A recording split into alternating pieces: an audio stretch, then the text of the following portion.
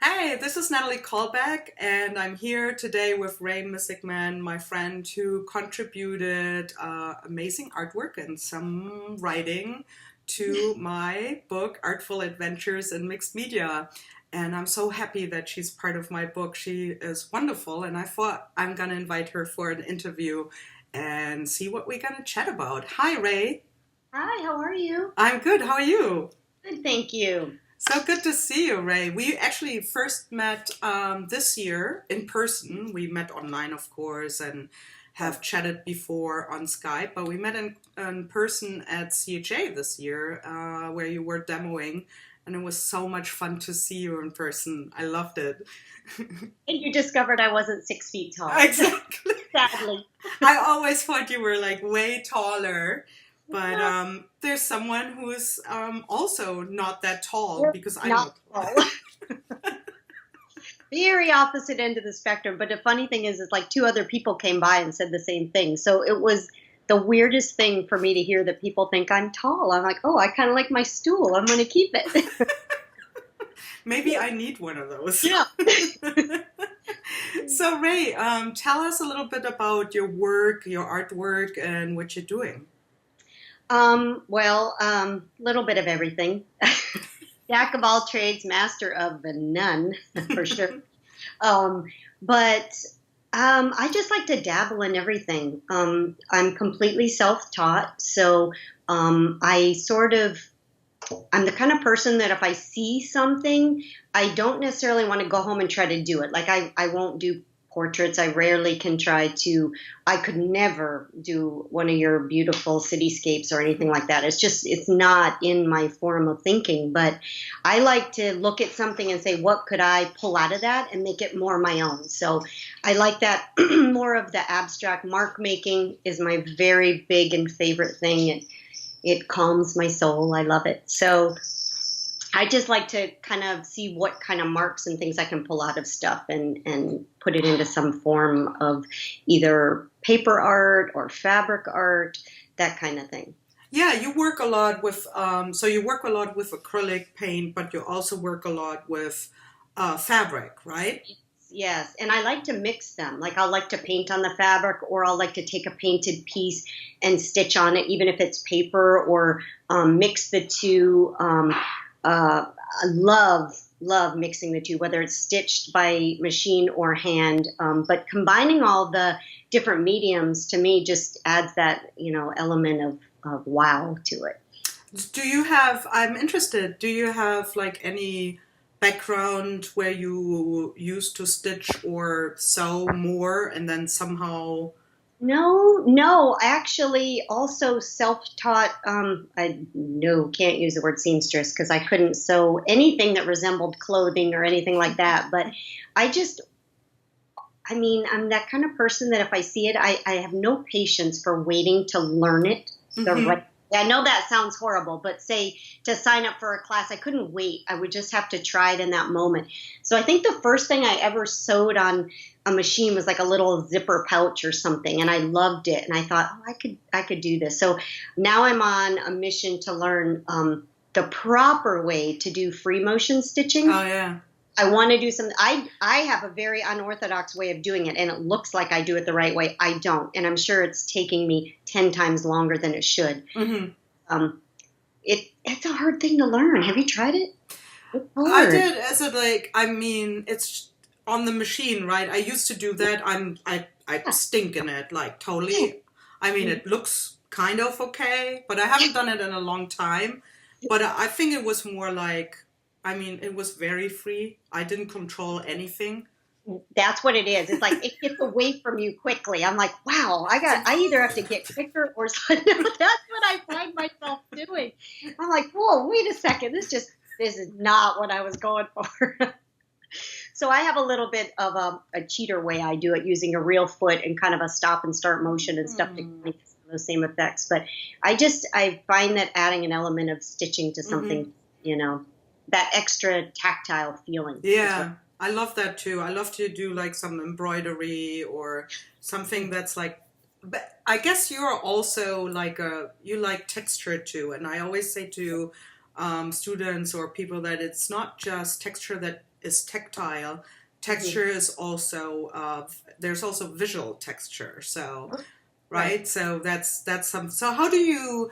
I know you did like a really really cool challenge, and you will do one again, which I will hopefully will be able this time to participate. Tell us a little bit about it and what you kind of like mentioned it already, but like what is it that makes you so intrigued by marks? Believe it or not, it started out as a self-therapeutic kind of measure. Mm-hmm. So counting is something that I do without thinking about it, and sometimes thinking about it. It calms me down. So I think it really started subconsciously when I was making marks on my artwork. Like I couldn't have 13 or I couldn't have 12. I'd have to have 13 or 13 just didn't feel right. So I'd keep going and I'd filling, but subconsciously I was counting all the time. And I noticed this recurring element of these different repetitive marks in my work. And so many people were calling me out on it. And I'm like, gosh, I sound like such a weirdo telling them I want to count things. But I'm like, oh, well, it is what it is. I am a weirdo. But so then I thought I'm just going to do this little art marks challenge on Instagram, and see what happens and create a little hashtag for it. And I mean, it went viral. I'm like, holy moly. And people were clamoring about when I'm doing another one. So there is another one starting April 1st. But I just encourage people to take the marks and, it doesn't necessarily have to be a repetitive mark like I do or what I offer them in the download, but more so just doing something over and over again in your work that makes you happy or you comfortable or you or whatever, whether that's a mark or something else, and I think that's what I was seeing people were getting out of it, and that's what made me so happy about it. So that's why I said I would do another one. Yay! So it kind of reminds me, people or artists often sign their artwork, right? Mm-hmm. And there's, of course, different ways of doing it. I once had an art teacher who told me that he is annoyed by artists like Picabia. There's other artists that sign their canvases in a very big way, and the name is like very prominent. And then you have people that make just a little sign, or Do you think you have kind of like a signature mark that could be also like that's Rae? I think, and it's funny you say that because I never even think to sign my work. I don't know that I've ever signed my name to a piece of work. Mm-hmm. Even things I've shared, like isn't what I think about when I do it. But I think for certain, the dots or the dashes or the small, I don't think I could ever leave a piece without doing that, whether it's stitched or French knotted or made with a pen or something. I think if you see those little messy dots somewhere, that would be a clear signature of mine. That's fun. I like that. Mm-hmm. What's your favorite, so when my book is about like going on an artful adventure to take inspiration and then turn that into your artwork. And it's not just literally, it's sometimes very abstract, or you create a tool of what you see, or so. Since we're on the mark making thing, how do you go on an artful adventure to find inspiration for either tools or making it in your artwork, for mark making, for example? Well, funny enough, we talked earlier. I just got back from a trip to DC, and we went to many museums, and so many people take pictures of like the full piece of art when they go somewhere, like we all do, and I do as well. But mostly I focus on a part of the piece that is marks for me. So like the corner of a piece where it's just a tiny bit of a brick sidewalk, I would hone in on that and take a photo of it because I liked the way those lines intersected. Or the pattern on the stone pathway, I would take a picture of that as opposed to the whole path or what surrounded it. I just somehow zone in on the smaller areas where those marks are. And I love that because I can pull from that, like you said, and create a stencil or a stamp or, even some kind of, mark that I've created that's a twist on that for myself. Yeah, and for the book, you made this amazing piece. Let me peek. It's called Nonsense.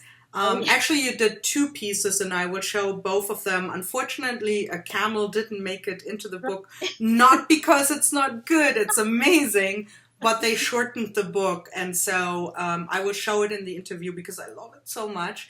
But the nonsense, which is amazing, do you remember what inspired this piece? Funny enough, I do. I live in Florida, so we're pass holders out to all of the parks. We like to go out there all the time. And Epcot always has these amazing festivals of art and Mm-hmm. flowers and that kind of thing.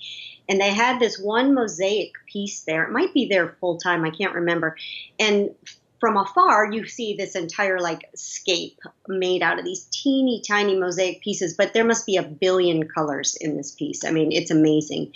But when you're up close, standing right in front of it, you just get these small increments of the piece that don't really have a form or a focal point to it. And I was so drawn to that because it's almost like the concept of pareidolia, where you could look at these small portions of it and actually see something that wasn't part of the big Mm-hmm. piece. And that's what inspired that piece, were all these tiny little colorful pieces that made up something bigger. But you also said it. Nonsense was inspired by Dr. Seuss book. So, which I always do that too. I have like several things that inspire. I always in the book I write about like how many ideas spark a new idea. Right. It's like a stew, and you put all the ingredients in there, and then Absolutely. there comes out something new. I mean, Right. I don't know. Maybe you do this do always the same time. I don't. Right, no, not at all. And the thing about the piece that was out at the park was the color, like all Hmm. the different colors. Because if I remember right, that piece is super colorful Hmm. and lots of marks. But Dr. Seuss is he always a source of inspiration for me. One, I have little ones around all the time, so it's big on our book list. But two, it's just like that nonsensical Hmm. kind of artwork that he has, where he gets away with mixing these colors and lines and ideas that we wouldn't always think of as artwork, but to Hmm. me he was truly an artist. So I think the combination of the colors from the park and the kind of Hmm. nonsensical exploration of what he had and his placement, were he's always a big part of everything. Yeah, I love that. I love that. There's like I think we often think of inspiration of just a visual thing, right? Where you see something and then that's. But I also feel often inspired by reading, or I mean, you see a movie too, but it's like what people say that inspires, or you listen to music, right? There's so many, or you smell something. There's like all your senses basically can function as like kind of like the funnel to take in inspiration, and I love that. And then I write down everything. So when you get all these like inspiration parts out there, what do you do with it? Do you create right away or write it down? Do you have a daily routine? I don't usually write it down. Like if I'm out somewhere and something really hits me and I'm really afraid I'll forget, I'll like text myself a note so that I don't Hmm. forget. I'm like, okay, don't look at it because then I'll lose the notification. It's bad because I'm one of those people that has 47 tablets everywhere, like a planner and all these notepads. And I'm like, I can't just use one. Like, that's how I operate. And again, Dr. Seuss comes into play for that. I'm very all over the board. Hmm. It doesn't, there, it looks like it doesn't make sense to anyone else, but it does to me. That's just how I operate. But out and about, I take very little inspiration like offline. I'm Hmm. very faithful about not going on Pinterest and Hmm. not perusing a lot of different sites because I don't want to be too influenced by that, because we're so hard on ourselves about, oh, I need to do it that way, or I really want to do it Hmm. that way. Then you get away from who you are. But the world around me, it's fair game. And Hmm. so my biggest thing I do is, and you might do this on Artful Adventures, I can't wait to read it, but is a lot of photographs, Hmm. a lot of photographs, Hmm. and then I refer to that for that. And again, I try not to cheat by taking a picture of the whole thing. I'll Hmm. try to just take a picture of a portion of it and force myself to recreate the rest so that it becomes more original. Right. Yeah, that's what I do too. And I try to stay away from a lot of online things. Like sometimes I feel so bad when people say, "Oh, did you see this or that?" or "Did you see the video?" And I'm like, I'm really sorry. It's not that I don't want to see it. It's just like when you create not only artwork but also products, it's kind of important that you stay focused on what you do yourself, right? Because otherwise you get influenced. And of course there are trends that we all follow and the universe kind of speaks to all of us about it. But yeah, I'm the same way. I try to, do not too much on that. Yeah, when I got serious about it, I'm like, there needs to be a self moratorium on what I can see, and you get sucked in. Yeah. So that's why I'm like, oh man, Pinterest. I always forget about Pinterest. But for me, I know there's a downside to it, but for me, it's very important that I stay away from those things. So I use it only for like quotes because I love to implement quotes, and I pin like artists, master artists that I really like. But other than that, it's like recipes or other things that don't really have, or how to wrap a gift because I'm the world's worst gift wrapper. You can't imagine. That's what I wanted to be when I grew up, when I was a kid. Wanted to be a gift. I wanted to work at the mall wrapping Christmas presents. I love wrapping presents. Send me your presents. Cute. Maybe that's it, right? The kind of like making a mark in your present. Yeah, maybe. I don't know. Maybe I just wanted to be an elf. I don't know. I think I did. I love that. That was so great to have you, Rae, and to learn a little bit more about you. And I definitely will try to, join your new challenge with the marks. I'm ready. I have a new art journal. I'm ready. But little. Oh, should I do a little? Little? Okay, good. Mine's really little. Oh, really? Uh-huh. I can show it to you. Because people don't believe how tiny it is. Like my biggest page is like 3 by 4, but some of my pages are like 1 by 2 inches. I mean, they're teeny, teeny, teeny, tiny. Oh, how cute. So, and I think that's what people were saying is once they realized it was so small, they're like, now I get the setting the timer thing too, where you keep it to a minimum and you're not, feeling overwhelmed. And they're like, now we get it because you're working very small, which is a challenge, but also rewarding because you can get it done. Yeah, no, I like that. I can deal with that. Yeah. You can do it in like 1 second. No, it's going to be like an inch by an inch. No, just kidding. So besides the challenge, what else is coming up in the next couple months for you? Any classes or products or things you want to tell us about? I actually am working on a couple new workshops, my own this year, filming. So hopefully those will be out by the end of the year. And then I do have a mixed media book coming out much later in the year or possibly the beginning of next year. So that'll be really cool. And it will have a lot to do with mark making. So I'm excited about that.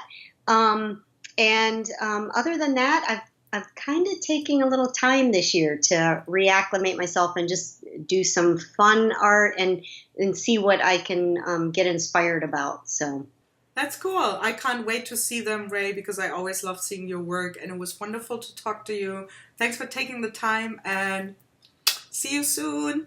Soon. Good luck. Bye.